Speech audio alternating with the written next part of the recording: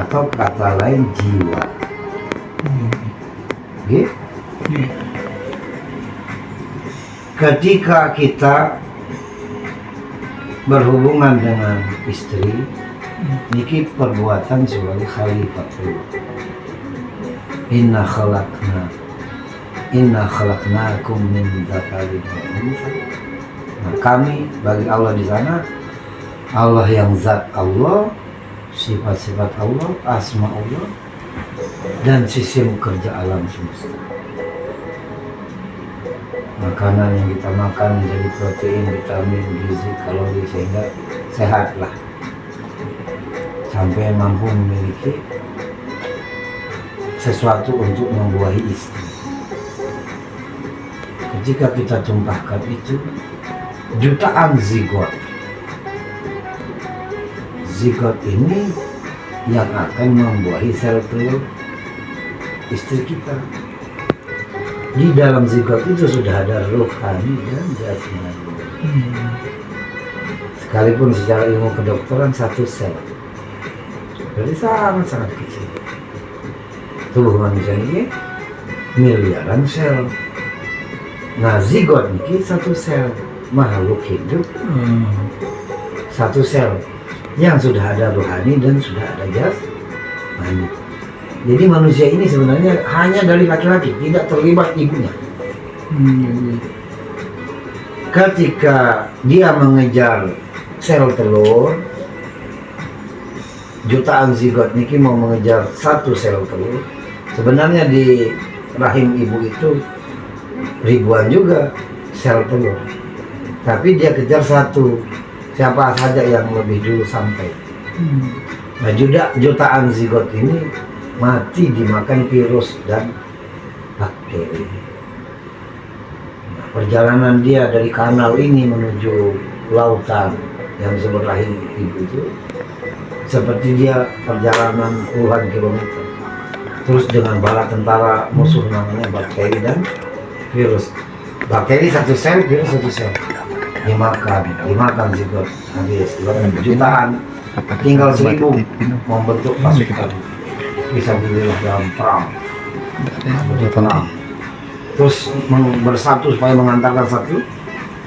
Ketika dia masuk ke sel telur ibu, wujud dari zigot niki seperti ikan kecil yang ada ekornya, lalu diperbesar dengan mikroskop pembesar 10 miliar kali, baru dia kelihatan bersama ikan yang ujungnya ada ekor. Masuklah zigot ini. Bila tertinggal ekornya, inilah calon wanita manusia perempuan. Kalau elong betul elong. Kalau ikut elongnya jadi dia laki-laki. Nah, ketika masuk ke dalam sel telur itu, satu sel juga kan tembus masuk, dia makan kandungan protein yang di dalam telur itu, maka telur menjadi kosong. Tersisa cangkang. Cangkang ini alat dia berlindung di dinding rahim. Nempel di dinding rahim tersambung sistem baru dia menjadi alakoh, sesuatu yang menempel. Ketika dia tersambung dengan sistem saraf jaringan tubuh ibu, ada suplai darah yang menjadi makanan zigot. Setelah dia memakan sel telur ibu yang mengandung protein, gizi macam-macam, dia memerlukan tambahan konsumsi. Dia terima dari zigot, dari darah ibu. Kemudian satu sel ini membelah diri menjadi dua menjadi 4 jadi 8 jadi 16 jadi 32 sampai jutaan. Masih dalam wujud modullah, gumpalan darah. Awalnya alakoh niki gumpalan darah, kemudian mudghah udah gumpalan yang agak padat. Satu fase 40 hari, fase kedua 40 hari, fase ketiga 40 hari, 3 kali 40 sama dengan 120, sama dengan 4 bulan. Barulah malaikat yang ditugaskan Allah mengambil satu rauhun, bukan ruhun. Tulisannya ro, waw, ha. Rauhun. Ulama suka membacanya ruh, Ya. yang benar rauh. Rauh. Dari alam raihan. Alam raihan ini di surga. Asal usul raihan ini saat Nabi Adam diciptakan pada hari pertama diciptakan, diusap oleh Allah, berjatuhanlah Namisa. Namisa itu pecahan jiwa Adam menjadi miliaran pecahan jiwa-jiwa. Kemudian bertanya Adam kepada Allah, manhu, bukan manhuwa, bukan manhum, tapi manhu, siapa dia? Cahayanya ada, tapi jiwa. Dijawab oleh Allah, min zurriyatik. Ini jiwa-jiwa dari keturunannya. Nabi Adam melihat dari jiwanya Siti Hawa ada. Karena Siti Hawa tulang rusuk untuk jasmani, kemudian Allah niupkan ruh yang lain, jiwanya dari pecahan jiwa. Jadi tidak ada jiwa manusia sesudah ada pecahan dari itu. Nah, pada hari diciptakan Adam itu, kalau usap itu berjatuhanlah manusia. Manusia ini ada jiwa manusia keturunan Nabi Adam. Dia tertarik melihat satu Namisa. Dia sebut manhu, Daud. Jawab Allah Daud. Terus dia lihat perjalanan hidupnya Daud dari 0 tahun sampai kira-kira 70 tahun atau 60 tahun. Kemudian tidak sempurna misi hidupnya karena sedang dikudeta oleh anaknya. Dia raja, terus dikudeta oleh anak sulungnya. Karena Raja Daud ingin mewariskan kerajaannya kepada anaknya yang lain bernama Sulaiman. Sulaiman masih umur 12 tahun. Awal dilantik jadi nabi, Sulaiman umur 12 tahun. Sudah terlihat tanda-tanda hakimnya, hikmah, kebijaksanaannya. Sering mewakili ayahanda raja menerima persengketaan umat dan rakyat Nabi Daud. Nabi Daud berhalangan, sidang pengadilan dipimpin Sulaiman umur 12 tahun. Maka condonglah Nabi Daud ingin meneruskan, mewariskan ini kerajaannya kepada Sulaiman. Cemburulah saudara tertua yang beda ibu. Kemudian Nabi Yusuf itu mengkudeta Nabi Daud. Kemudian Nabi Daud mengungsi bersama Sulaiman dengan Asif bin Barkhaya. Calon perdana menterinya Sulaiman nanti, yang dia berdoa memindahkan istana singgasananya Balkis, si Asif bin Barkhaya ini. Pergi bersama Nabi Daud karena dialah orang setia. Nanti dia akan rekrut bala tentara dari rakyat, kemudian mengkudeta kembali, memerangi lagi anaknya yang mengkudeta tadi.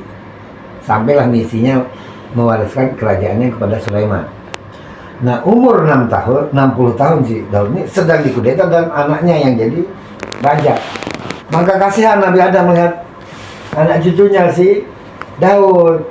Nanti kalau umurnya 60, kisah berhenti di sini, kemudian anak yang durhaka yang jadi raja. Nah, Nabi Adam memohon sama Allah, berapa umurku ya Allah nanti? 1050 tahun. Bolehkah aku hibahkan sebagian umurku 40 tahun kepada calon anak cucuku yang bernama Daud? Dia mau hibahkan 40 tahun dulu. Kemudian Allah setuju, sehingga bertambahlah umurnya Daud menjadi 100 tahun. Karena bertambah umur, maka dia saat menyerang itu adalah umur tambahannya itu. Menyerang balik, dulu 2 tahun dulu mengumpulkan rakyat, membuat askar baru, mobilisasi tentara baru, merekrut, latih sama Asif bin Barkhaya jadi tentara tangguh baru, mengkudeta. Kemudian masih dia meneruskan raja 10 tahun, baru Sulaiman umur 22 tahun Dilantik lah. dilantik jadi raja. Kemudian Nabi Daud meninggal dalam sujud, dalam taubat dan dalam sujud. Ada kisahnya Nabi. Nah, dikisahkan oleh riwayat Nabi dari hadis Tirmidzi bahwa umur yang 40 tahun telah dihibahkan kepada Daud itu, berarti berkurang umur Nabi Adam dari 1050 menjadi 1010. Nanti saat Nabi Adam berumur 1010 tahun, datang malaikat Israel berkunjung, kemudian ditanya sama Adam, ada apa keperluan? Aku datang atas perintah Allah untuk mengambil nyawa. Nabi Adam belum waktunya, karena Adam bilang sampai umur 1050. Diingatkan oleh Israel, bukankah engkau telah hibahkan umurmu kepada cucumu Daud? Nabi Adam bilang tidak ada itu, karena lupa di sisi memori. Seperti kayak file komputer ini seperti hilang atau terdelete atau bagaimana. Nah, Nabi Adam tidak mengakui perjanjian itu atau karena lupa. Maka terusan dari hadis Nabi, maka ingkarlah Adam, maka ingkarlah anak cucu Adam. Jadi asal usul tiang punggung sebagian dari manusia kalau berjanji suka mengingkarinya. Saya arah bibit nih Nabi Adam baik sama berjanji pun lupa. Nah, terus yang rahasia yang orang tidak paham itu, Nami Sahniki hidup di alam Raihan. Rauhun punya alam namanya Raihan. Nah, ruh punya alam di alam arwah. Nah, tapi ruh niki bersatu dengan zigot.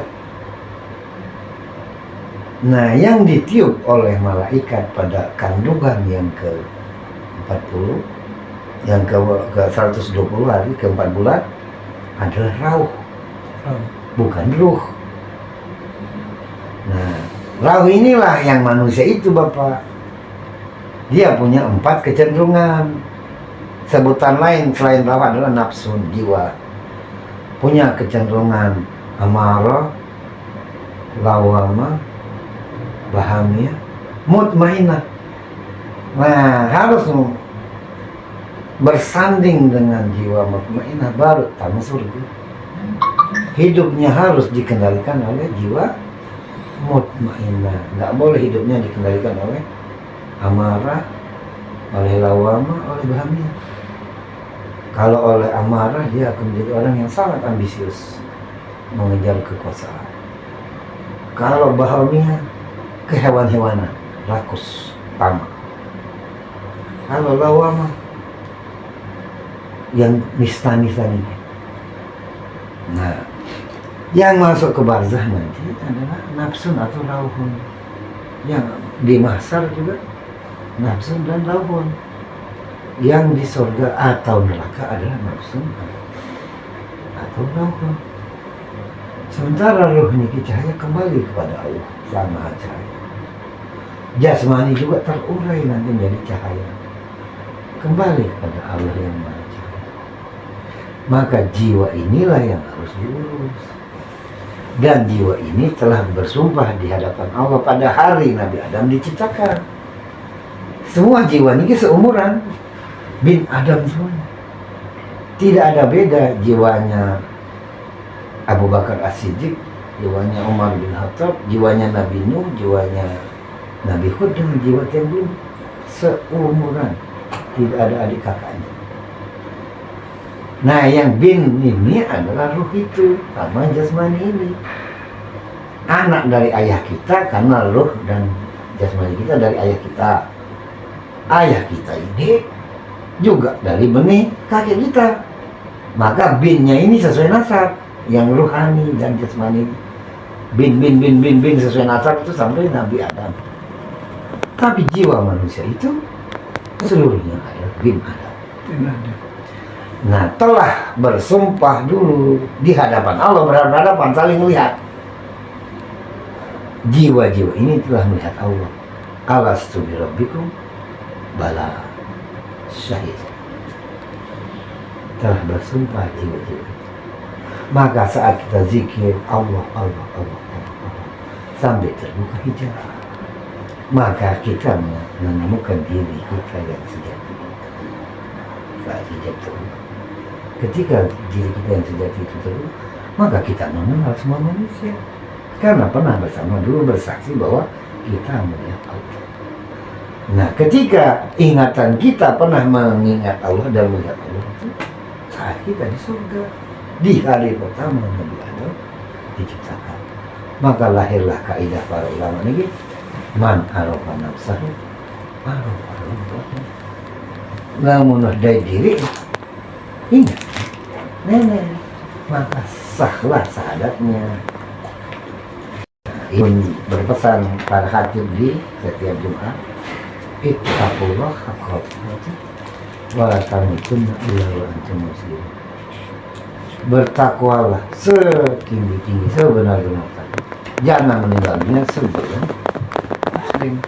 Maknanya sebelum muslim, muslim haqqan, muslim kamilan, yang mengenal dirimu supaya sahadatmu sah, baru kau muslim kamil.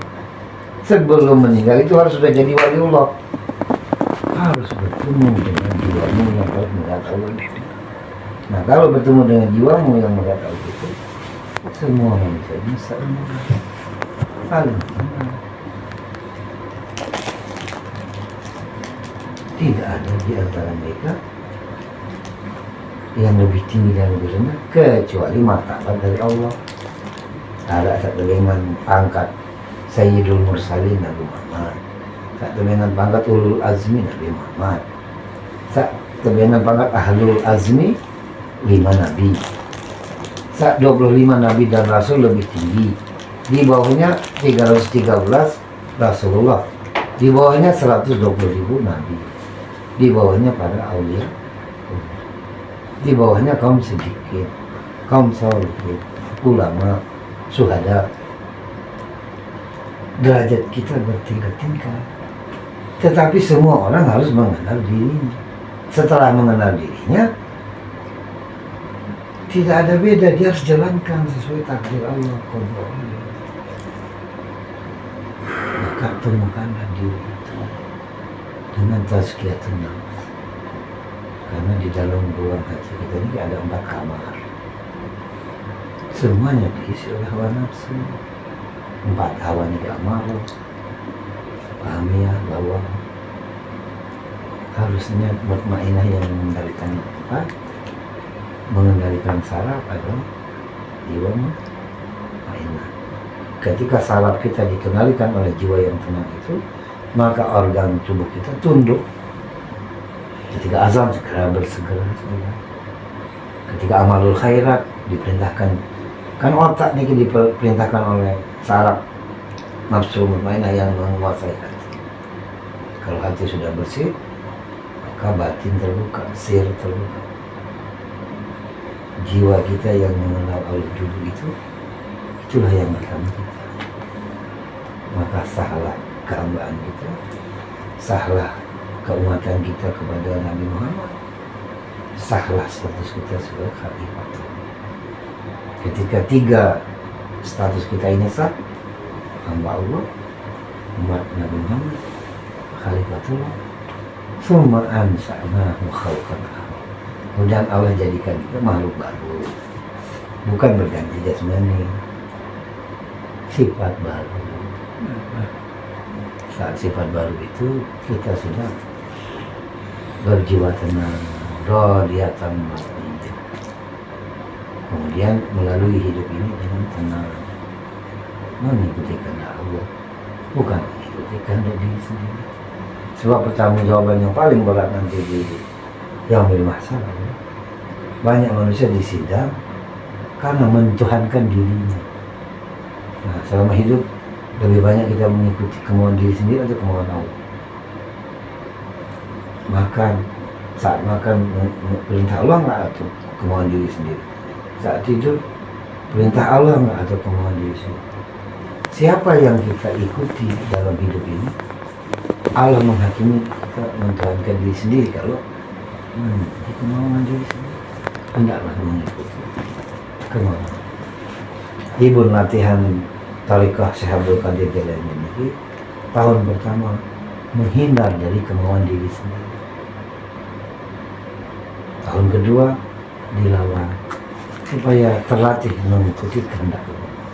Nah, kehendak Allah ini ada. Allah berfirman kepada kita setiap detik untuk urusan menjalankan kehambaan kita. Bila kita lakukan dengan sempurna, Allah angkat derajat kita. Boleh memandu orang lain menuju Allah. Iya, kamu jadi mursyid. Kita ma'rifatullah lalu perbaiki diri. Dia Allah evaluasi tingkat kehambaan kita ini sudah memadai. Dengan amanah selamatin hamba-hamba yang bisa lana ya betul. Selalu mengingatkan orang kembali kepada Allah, kembali kepada Allah. Termasuk nanti kita ujian yang paling berat ini mengislamkan orang yang buta, yang tuli, sama yang bisu.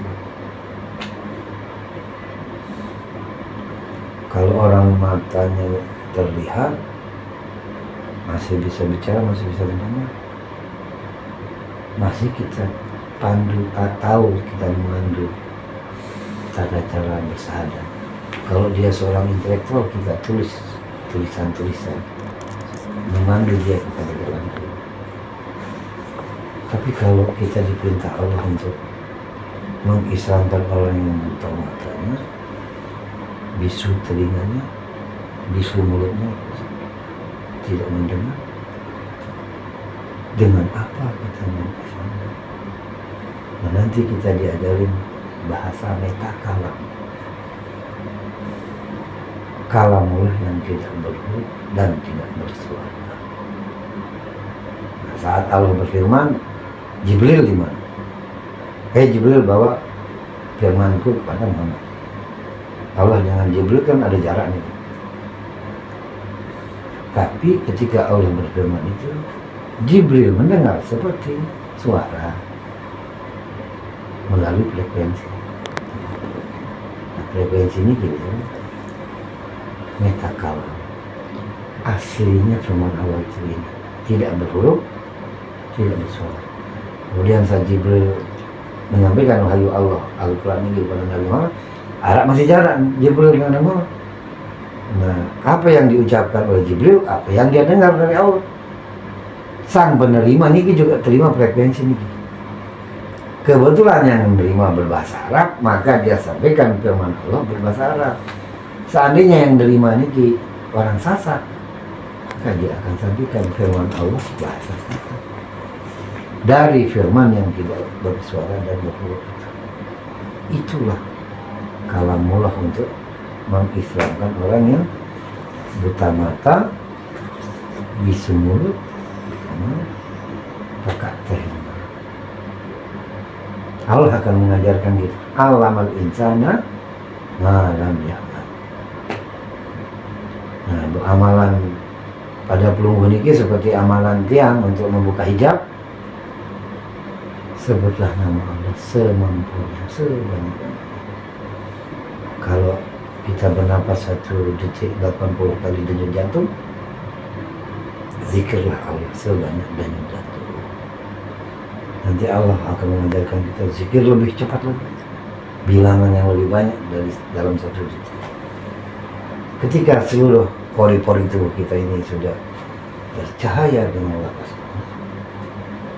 maka itu disebut bukan hanya tazkiyatun nafas, tazkiyatun qalbi, tazkiyatun julud, tazkiyatun ruhani, semua telah bercahaya. Nah, ketika kita sudah bercahaya ini, baru kita terima frekuensi firman Allah. Allah berfirman kepada kita setiap detik supaya kita melakukan apapun karena menjalankan perintah Allah, bukan karena kemauan sendiri. Jadi namun tak sebut manusia ini syirik, semua syirik. Nah, Allah akan menghakiminya syirik. Bukan syirik yang dimaksud oleh Salafi Wahabi itu, tapi semua menghakimi kita ini karena mengikuti hawa nafsu, mentuhankan hawa nafsu. Nah, setelah kita melalui syariat Nabi Muhammad ini, kita harus menjalankan thariqah yang lebih berat. Bagi yang ingin dekat